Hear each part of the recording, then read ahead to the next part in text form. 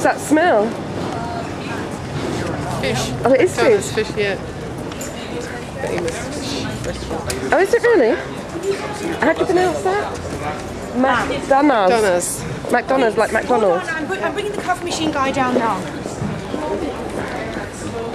Isn't this lovely? Yeah. It's really cool. I can see a Claddagh Ring sign. Sorry, you were saying? This drink here, it used to be a tiny little pub, you know, really, really small, like somebody's kitchen. And then years later, some developer took it over. It's kept the outside, but inside it's like 3-story. It's absolutely amazing inside. Brilliant. Is that a famous Claddagh Ring shop? There's a big sign out. Take it up.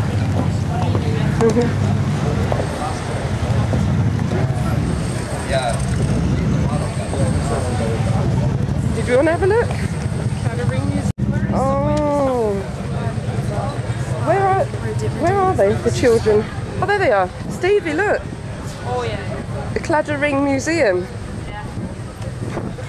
you want to take a look? I'd love to. Would you not, Stevie? Cool. Claddagh Ring Museum.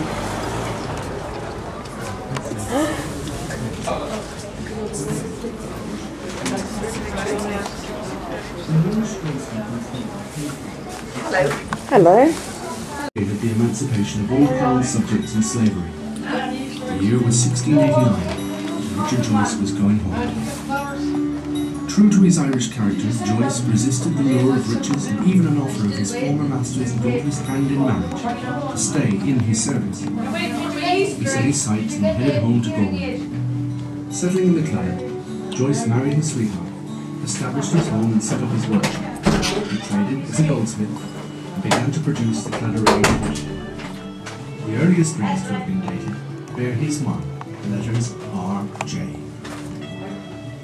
During the early 18th century, other craftsmen began to produce the ring, but the craft was to continue to be dominated by Joyce until the early 1730s. 1730s. During the period following the retirement of Joyce, demand waned somewhat, possibly for want of good quality. In 1750, Thomas Dillon established his business at No. 1 William Street, Galway. A reputation for rings of the highest quality soon followed. This was due to a great extent to the work of Nicholas Burge, a journeyman goldsmith. An example of whose work from 1757 is on display here at the museum. Other rings too from down through the ages are on display, as well as the world's smallest Claddagh Ring.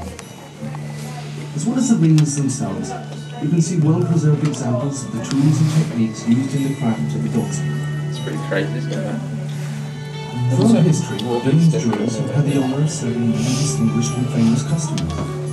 Among these have been Queen Victoria and Prince Albert. Oh. Verified by the Royal Archive at Buckingham Palace, Queen Victoria remains the only British monarch to have worn a Claddagh ring. Her ring was crafted in our former workshops at No. 1 William Street, Galway. Other royals too have been captivated by the embrace of the heart. This world's smallest Claddagh ring. In 1962, Prince Rainier and Princess Grace of Monaco were presented with a jewel casket crafted by John Margis, the third generation proprietor of Dillon's of Galway. The casket was carefully crafted in Connemara marble and Irish silver, lined with polished wrought oak, and finished with the motif of the Claddagh ring. Let's see if I can get The that on casket there. stands today on display in Monaco's State Museum. In 1919, Captain John Alcock and Lieutenant Arthur Whitten Brown were the first men to successfully cross Isn't that amazing? That one is good. Yeah. Their momentous journey began on June the 14th of that year, when they departed St. John's, Newfoundland, landing just over 16 hours later in Clifton, County Galway, in their twin-engine Vickers Vimy aircraft.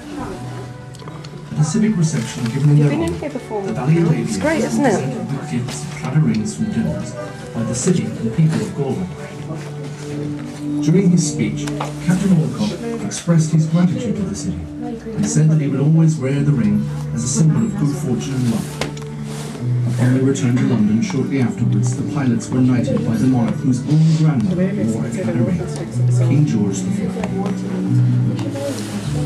During the visit to Galway by President John F. Kennedy in 1963, the city and people of Galway presented a replica of the city mace to the office of the President, which was crafted by Dillons.